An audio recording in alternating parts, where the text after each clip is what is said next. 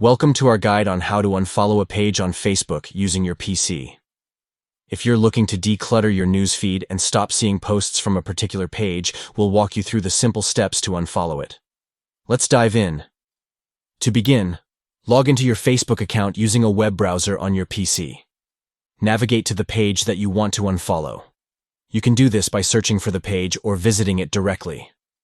Once you're on the page, hover over the Following button located at the top of the page. A drop-down menu will appear. Select the Unfollow this page option from the drop-down menu. This action will unfollow the page and stop showing its posts in your news feed. You will receive a notification confirming that you have unfollowed the page and will no longer see posts from it in your news feed. Click on Done to complete the process. By following these steps, you can easily unfollow a page on Facebook from your PC, allowing you to customize your newsfeed based on your preferences. Thank you for following our tutorial. We hope this guide has been helpful in showing you how to unfollow a page on Facebook on your PC. Stay tuned for more social media tips and tricks.